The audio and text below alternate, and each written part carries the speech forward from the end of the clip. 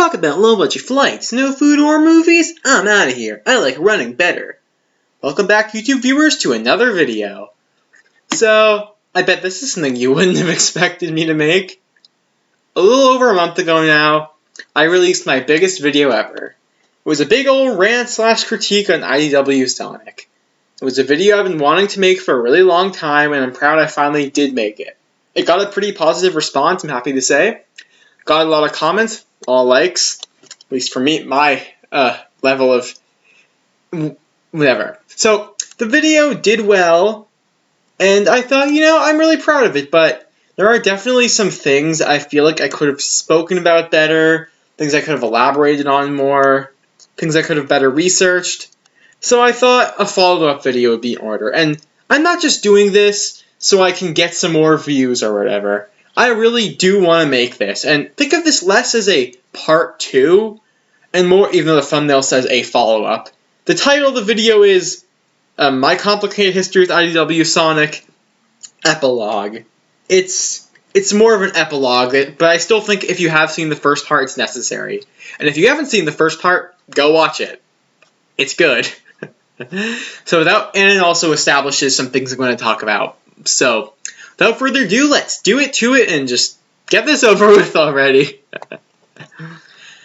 I spoke a lot about Surge in the first part. Although I didn't speak that much about her per se, and I more so just spoke about how the whole stupid Sonic's philosophy thing and how Sonic is basically the cause of Surge, and he knows it, and he just doesn't seem to care that he caused this poor girl to be kidnapped and turned into a weapon. And yeah, he just doesn't care. But if you want to hear me talk about that, go watch the first part. And there are other things I talked about too there about Surge, like how she's obviously a Scourge knockoff. I'm not going to really dive into that because it's not super relevant, but point is, I didn't like Surge for what she did to Sonic's character, and I just didn't really care about Surge. But what exactly don't I like about her? Well, time to kind of dive more into what actually happened in her story. So, Sonic is telling Surge, yeah, so I understand what Eggman and Starline did was totally bad. And she says, you think that makes it better that we'll be friends just because you apologize to me? And he says, most of my buddies have tried to beat the stuffing out of me. Today's knuckle sandwiches are tomorrow's bro fists. And what? I mean, Sonic, I spoke about this more, but I could probably speak about it better now. So it's true that Shadow and Knuckles used to be Sonic's enemies, but they came from a very different place than Surge did. Knuckles was tricked into fighting Sonic and Tails, so he didn't know better. Shadow had this whole thing about having his memories manipulated and all that. Once he knew the truth, he said, okay, I'm gonna go help Sonic. But Surge, she has none of that. Sonic is literally the cause of all of her suffering. And he just says, well, chill out, man. I just apologize to you, that means you should be my friend. And he's not even saying something like, gee, I'm sorry, I hope we can be friends. He's saying, no, we should be friends. Just because I apologize to you, you loser. He's just so condescending. He continuously talks like this before and after. And Surge tells him exactly what she should tell him. I don't want your pity or your friendship. I want you gone. And he says, but why Starline? He's not here to make you do anything. Why would you do what he wants? Freedom is right there, waiting for you. Just take it. And we have this genuinely really unsettling page to look at, or panel, where she says, I can't, as she's all overcome with absorbing so much power or whatever. And eventually, she nearly dies. She falls, she gets knocked out, and she has to get picked up by Kit. And when he picks her up, Kit starts telling Sonic that him, Eggman, Starline, they're all the same. He says, you don't need me or Surge. You want us. All that matters is what we can do, how you can change us, so you can prove that your way is right. I'm going where I'm needed, and that's with Surge. I'll bury you all here along with our past. What he's basically saying is that Sonic, you are wrong. You aren't some great hero who's just trying to make friends or whatever. You caused all of this to happen. And instead of saying, I really want to help you, You're saying, no, come on, loser, just be my friend. Why can't you just take freedom? I don't understand why you'd be trying to fight me. And as he says, all you want to do is change us. You just want to prove that you are right. Because that's true. All Sonic wants to do is continuously stand on his soapbox and talk about why his philosophy is just so perfect. Even though it's not. You know what? I kind of wish the comic ended here, where Sir Kit buries everyone here and Sonic and Eggman all die. Okay, in all seriousness, I honestly wouldn't mind if Sonic died here, because this was written before it was totally being shoved in their faces that IDW is canon. So they could have just killed off this terrible version of Sonic and said the comic is over. But of course, that's just not what happened. I mean, I wouldn't mind this if Sonic had an actual character arc about learning that he's not always right and that sometimes his actions have serious consequences. But that's a story they should have done way earlier during the Metal Virus. It shouldn't take them that long to get to that type of a story. But they still haven't done that type of a story, because Sonic is the main character, and the writers refuse to admit that the main character is wrong. Even though this issue is basically saying that Sonic is wrong, yet he still never really does anything about it. Whatever. Also, I talked about this, how after Surge and Kid have this whole traumatic backstory about them almost dying and being tortured or whatever, they come back and they just act all cool and funny, man. They just want to be good guys now. I complained about this because it's just so tonally inconsistent, it makes no sense for them to suddenly want to be good, but what I missed is that it's revealed Surge and Kid were just lying about wanting to become good guys. They just want to beat up Sonic still, but I still have problems with this because Amy and Sonic seriously believe that Surge and Kit say, just because they show up and say, yeah, we just want to be good because you said so, they actually believe that? How stupid are these characters? And Surge laughs in everyone's faces for really thinking they could trust her so easily. She's glad that Whisper, as she says, you're the first to show any sense around here. I can tell you want to take me out here and now. I like you. She's telling Whisper, yeah, you're smart for not trusting me. Maybe you want to fight me, huh? Sure, she's in a way basically just telling everyone, yeah, I'm totally evil. But also, it just makes the characters really stupid that the villain has an entire scene where she just straight up laughs in everyone's faces and says, you're all stupid for trusting me. I'm glad at least one of you is smart enough to not trust me immediately. And as we find out at the end of this exact issue, Surge and Kit are still villains and they are working with Mimic. So the comic couldn't commit to this for even a single issue.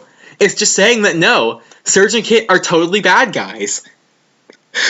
But also, this only further goes to show how terrible Sonic's philosophy was of if you just give villains infinite second chances, they'll eventually come around. Because Surge and Kit don't come around. They are villains. Sonic's philosophy never works, even once. Apparently it works in Scrapnik Island, which I didn't even read, but Scrapnik Island is a miniseries done by a different author. Ian Flynn and Evan Stanley did not touch it. So, this is just bizarre. I mean, of course, a few issues later, you have them talking about how, you know what? They actually kind of like them people being nice to them and being good, but at the end of the day, they still have to be villains because Surge and Kit, especially Surge, they are basically stuck in a never-ending cycle of just being sad and depressed and always getting beaten up. They have to be villains because they are stuck in this endless status quo. They can never become good guys because Sega wouldn't allow that. But also, I'm starting to wonder if that's even a Sega thing, because at the end of the day, these aren't Sega characters. These are comic characters, which means that the writers would have more freedom to do with them how they please. So I'm genuinely wondering if Ian Flynn and whoever else actually want Surge and Kit to just remain in an endless cycle of misery.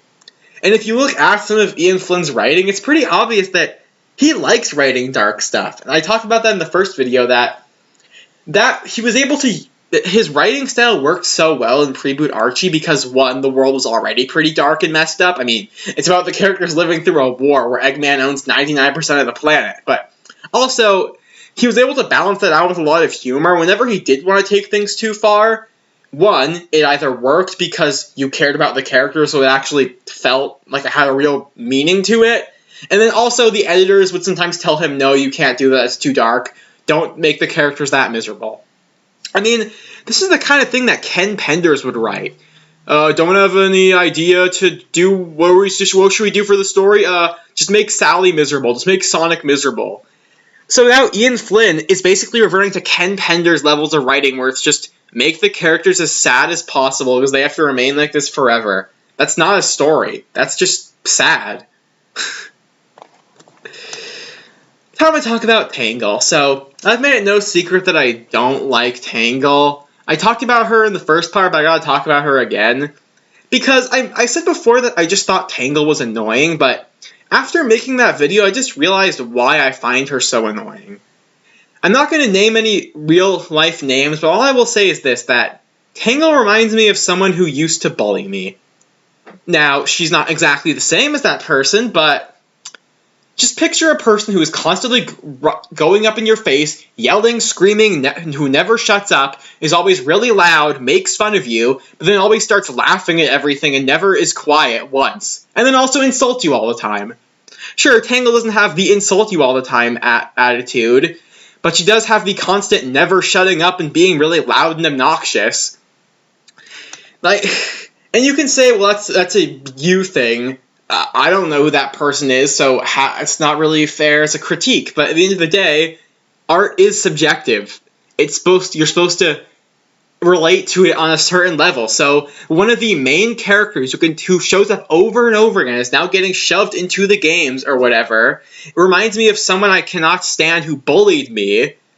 I don't want that. And I'm sure that at least one of you could understand that. There's also just the fact that I've seen some people say Tangle is kind of like a Sonic clone, and you know what? I kind of agree with that. She's like if Sonic were annoying. Actually, she kind of reminds me of Sonic from the second movie, except without the stupid reference humor. But just the over-the-top, never is quiet even once, barely ever is able to get serious, just never shuts up. That's annoying. Now, I don't find Whisper annoying. I just don't really care about her that much. I'm basically going to be repeating myself from the first part, but I've had more time to reflect on that, so I'm able to deliver my thoughts in a more concise way now. So, I think the idea of making the avatar from Sonic Forces an actual character is an inspired idea that I appreciate. And I also think that Whisper's backstory is fairly interesting, where she was part of a whole group of Resistance members who tried to fight against Eggman, but her whole team was killed by Mimic, and now she's incredibly closed off. Because she meets someone like Tangle who's a lot more open, she's able to become less quiet, is able to form friendships. That's a good idea for a character. I like Whisper for that, but the problem is that Whisper never really develops ever. Because you think that the whole point of that Tangle and Whisper miniseries is that, okay, now that Whisper's slowly opening up, she starts maybe speaking Whispers less. She doesn't speak normally all the time, but she slowly starts to speak normally more and more. But here's the thing. That was never going to happen because the character was created before her backstory. Because this isn't like a manga.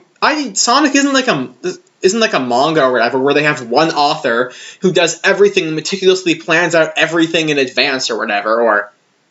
And even if you look at authors who didn't plan everything out in advance, like Akira Toriyama, that guy was just such a creative genius. He could make almost anything work.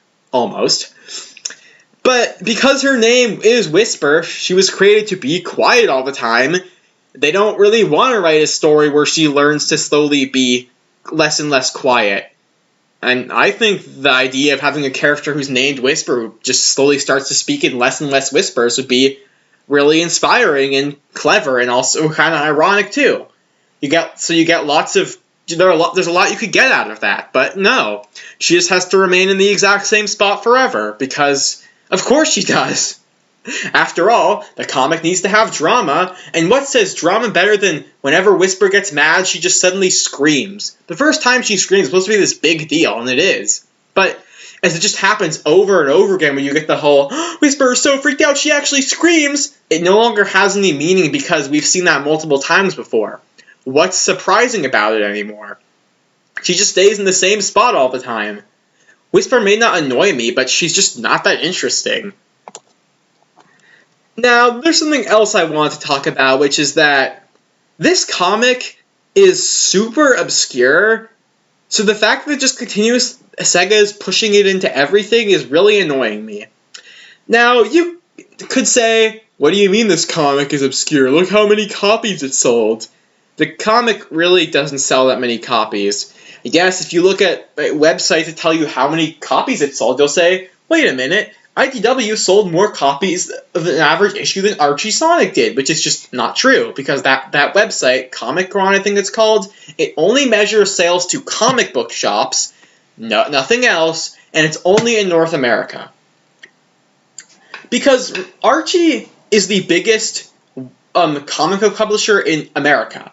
They didn't just sell their comics in comic book shops. In fact, most of their sales weren't from comic book shops. Most of their sales were from grocery stores, newsstands.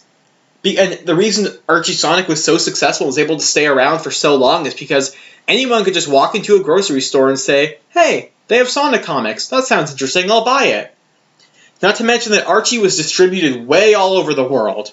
There were letters from mostly America, Canada, North America, but there were plenty of letters from Australia, New Zealand, a couple from the UK, a couple from Israel, Italy, France, Germany. There was in the Finding Name in Print section, there was someone who was from Qatar. Archie had a huge publication all over the world, or Mexico apparently had a decent distribution. But IDW, yes, it does exist in the age of graphic novels and online reading and all that stuff, but it's really not nearly as well known as you might think. We all think that it's so well known because Sega is pushing it in our faces because, well, we're all hardcore fans. So of course we know what this is, but IDW is only read by the most hardcore fans. I mean, there are plenty of huge hardcore Sonic fans who don't even read IDW. So one of the reasons I don't like it being shoved in their faces is just simply that I don't like something that is a tangential side comic that was never meant to be important suddenly being put up on this pedestal as treated as required reading, man. But also, because the comic has to be canon now, it can no longer tell big stories. Everything has to be a side story. Nothing is really important anymore. So, if it wants to be canon, which means it has to be unimportant. But if the stories are unimportant, then the stories also are unimportant to itself. So, what is the point of being invested in it when nothing really goes anywhere? Sure, they are setting up something now for issue 100, but I can imagine that's more of a, fine, you're almost issue 100, now you gotta do something big. And from what I've seen of it so far, it doesn't look like it's really setting up something huge, but we'll have to wait and see. Now, you might say, well, who cares if it's obscure? They're just trying to get more people into comics. And you know what? That's a fairly valid excuse, but my problem is the way these characters are now being put into everything. Because, look at it like this. Most people only play the games. And whether you try to deny that, it's just true. Many people who buy the games don't read IDW. They didn't watch the TV shows. They might have seen one of the movies, probably saw the movies, but they aren't huge obsessive fans the way we are. So if Tangle and Whisper do, and I hope not, are in, let's say, not even the next mainline game, but maybe the one after that, a lot of people will just be scratching their heads thinking, who are you? Because they're just going to be expected to know who these guys are without really any build-up. Now, you might say, well, you could say Blaze is pretty obscure, so if she shows in the next mainline game, won't plenty of people not know who she is? My defense for that would be, one, let's say Sonic Racing Cross Worlds. Most people who play that game are going to know Blaze is in it. The average person probably isn't going to download the Tangle Whisper DLC or whatever. But she's also in Sonic and Shadow Generations, which sold really well. Lots of people played that game. she is also just a legacy character. So even if a Sonic Rush may not be the most popular game these days, she still has existed for far longer and still just has far more of a presence than Tangle and Whisper do, or Surge and Kit. So naturally, people are going to understand who she is more. But when you're just taking these characters who are supposed to be part of a side comic that is, for all intents and purposes, totally meaningless to the Sonic canon, and you're just tossing them into everything, it just confuses people. I mean, when I was so annoyed when Tangle and Whisper were in Chaotix case files. You could say, well, isn't the point of Chaotix case files to introduce characters who don't really get much screen time? But here's the thing. You're right. But Tangle and Whisper aren't characters that don't get much screen time. They are characters who are just totally irrelevant. They brought back Gemerald and Vanilla. Gemerald and Vanilla are game characters. Sure, they're pretty obscure, but they're not completely irrelevant to this universe. The purpose of their appearance was to, give them voices. They brought Infinite back, but Infinite is a character from one of the big mainline games. And I feel the purpose of Infinite's return was not just to say, here's Infinite, it was to make Infinite actually good. And I have to say that I actually really like the way they handle Infinite. And you got other characters appearing. You got the Babylon Rogues, who just appeared in the most recent game, so people actually might recognize them. You got Tails appearing, obviously, Sonic, Rouge, Knuckles. But my question is, why are Tangle and Whisper here, not Shadow and Omega? Amy. I understand the argument for Silver and Blaze, but are you seriously telling me that the Babylon Rogues could appear in the Chaotix case files? Or Tangle and Whisper, who, like I keep saying, are from an unimportant side comic that no one has read? You're saying that they are more important than Shadow? Amy? Like, really? No, I'm not just annoyed by that because I don't like Tangle and Whisper. It's also just genuinely surprising to me. Why would they have priority over Shadow the Hedgehog? It just doesn't make sense. And you might be wondering, okay, isn't this slide really irrelevant? Why is Elias here? Okay, this is a reused slide from the first part of the series, but someone might tell me, well, you wouldn't be complaining if the Archie characters were in the games. Yes, I would. Because here's the thing. The Archie characters are very much made for the comics. Seeing Elias Acorn in the games just wouldn't make sense because you'd have to come up with so many explanations for why he's here. And even if you did, let's say you came up with this whole story about how the Kingdom of Acorn exists, we just never saw it before, and here's the prince. At the end of the day, even if you did all that stuff, Elias would have to be so changed from his comic book counterpart, he'd basically be a different character, because Elias is also meant to be a commentary on Archie.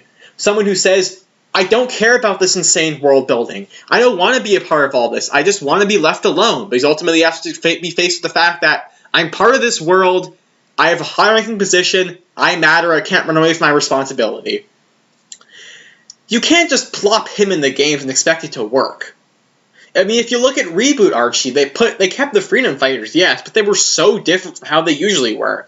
Sally's no longer deals with this whole big thing about how the duty of being a princess and being the leader of a rebellion against an evil dictator. No, she's just the leader. Bunny never has her whole story about her uncle and being partially roboticized by Eggman, or dealing with the fact that her robotic parts might betray her. Or the whole idea of what is it like to be a cyborg when you used to be flesh and blood. None of that stuff is there. It's just, she's a cyborg, she fights and has an accent. So I don't want the Archie characters to be in the games. Only thing I want them to appear in is an Archie TV show adaptation, which is never going to happen. I mean, never say never, but that's the only way you could really put them in something new that's not merchandise. Also, I don't think Tangle and Whisper exactly fit into the game's art style. I really should have pulled up an image or something, but really wish I did actually. But say, look at Tangle. Do you really think that she fits in with Sonic's design? I don't think they really look that uniform. Now compare that if you put Sonic and Jet next to each other. I think that Sonic and Jet do look similar. I could imagine them being part of the same world. How about we take Tails and Storm? I can imagine them being part of the same world. Or how about Knuckles and, let's say, like, most random character ever, Vanilla. Like, Knuckles and Vanilla, they look like they could be part of the same world. But when I look at Tangle, I don't really think her design fits in that well with the game. Same for Whisper. Because there's something like Whisper's design, for example, for lack of a better term, she just looks like an OC. And because the thing is, other characters like, well, all the video game characters, they weren't designed by fans thinking, I want to create my own Sonic character who does this and this thing. They're thinking, okay, we need a new character for the game to fit this Sonic story or whatever. I'm not saying that fans shouldn't work on stories, but on Sonic officially, because it can really pay off big time, but I feel like when you have someone who's been a fan of the series for all of his life, when you have that kind of a person who's brought on to design a character, he does it with a very specific mindset. And I think the same goes for really all of the IDW characters. They're designed by people who aren't thinking, how can I make this character fit into this world? They're thinking, wouldn't it be cool if I just got to make my own character and he got to interact with Sonic? And in the case of Surge, she was meant to obviously be a ripoff of Scourge. She's not the same character. She has a different backstory. But she still is obviously meant to invoke Scourge. Whether you like her character or not is irrelevant to that fact. Now, you might be wondering, why does any of this matter? Beyond the fact that I had more stuff to add on to my first part, why am I complaining so much about this? Shouldn't I just stock characters? It's just a stupid comic book or whatever for kids. Don't be such a loser, man. And I'd say, this does matter. Because if I shouldn't be criticizing this, then, and it's above criticism because it's just for kids, then why are you reading it? You're allowed to care about it, but I'm not allowed to critique it? That doesn't make sense. A comic like this isn't just made to exist. It's made to try to be about something. It's made to make us feel things. And this comic makes me feel very angry. Because it feels like an insult to me. You may say that sounds like an exaggeration. It's not made to insult you. Don't get so anxious or whatever. And I know the comic wasn't designed to insult me, obviously. But it kind of feels that way in certain instances. I already talked about how Tangle reminds me of one of the most annoying people I ever met. Someone who actually bullied me. But also, it's just, the comic just feels so empty to me. It just, again, like I said, the whole thing of the original characters just feel like they were designed by people who just want to make OCs who get to interact with Sonic, not characters who fit into the world. That's just the kind of mindset that annoys me. Because I don't think it's the kind of mindset that could really work on a big franchise like this. And again, I'm not saying that fans shouldn't be allowed to work on official projects, because if they do a good job, they do a good job. But in this case, they just didn't. Also, Sonic has such a big, rich history, such a huge cast of characters. I want to see those characters get the spotlight. You can say, we already got to see enough of the game characters now, give us the comic characters, but that's really not true. Like, I want to see a bunch of these characters, the game characters, as much as possible. I really want to get a big game. I want the next game to focus on, obviously, Sonic, but give us Shadow, Rouge, Omega, Silver and Blaze, Tails, Amy, Knuckles, whatever. I don't want to have a game where you've got Tangle and Whisper shoved in, or Surge and Kit, or whatever, and you have to give all this focus to them when you could be giving that focus to the characters that way more people know, way more people actually want to see more of. Because, like I've said before, the perspective of, well, I like Tangle and Whisper, I think the comic should be in the games, that's coming from the perspective of someone who is a hardcore obsessive fan. And you know what? I'm also a hardcore obsessive fan. Someone who's not a Sonic fan would never have made this video, for obvious reasons. But, losing my train of thought here.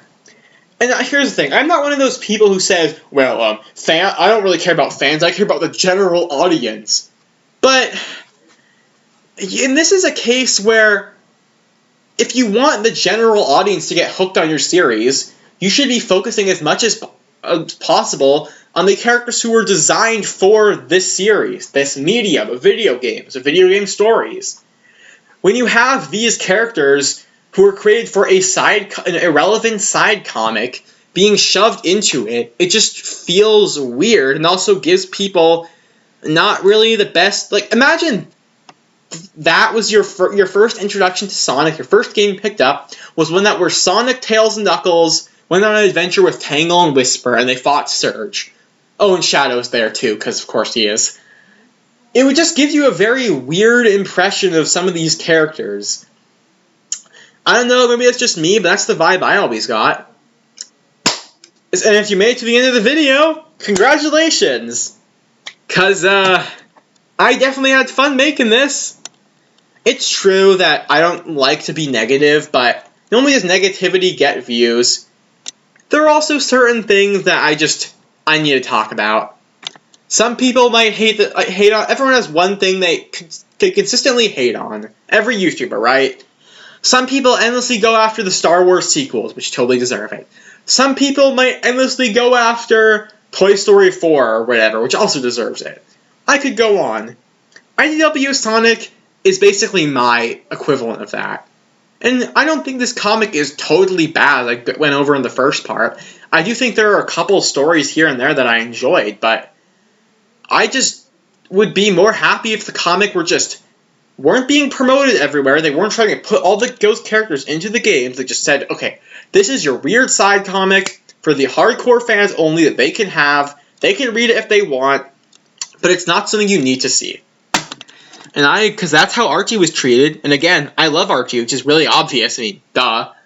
But I didn't need Archie to be everywhere because I just thought, would I like it if it were promoted more? If Sega actually acknowledged it? Yes, I really would. But that doesn't mean I need those characters being everywhere. Because at the end of the day, Archie Sonic isn't the games. And IDW Sonic, while it may try to be more like the games, it still isn't. And I mean, the movies are allowed to do their own thing. The movies don't completely the movies aren't. You aren't trying to say that the movies exist in the same multiverse as the games or whatever, or they aren't trying to take Tom and Maddie and put them into the games. No, they say those are the movies. Those are their own thing. Let them do what they do. Same for Sonic X. Sonic Boom, whatever. The joy of having a franchise as big as Sonic is getting to see all the various different adaptations. That's why something like Sonic Boom is entertaining. That's why something like Sonic Prime failed. Because, at least partially anyway, because it was so obsessed with, it has to be in the games, guys, even though it doesn't make sense for it to be in the games, but that's a whole other can of worms. When I have a series with so many different mediums, I want to see those mediums take advantage of what they are to deliver an experience I can't get somewhere else. So when I'm trying to have everything being mixed into one thing, it's just odd. That's all for now. And remember to stay way past cool.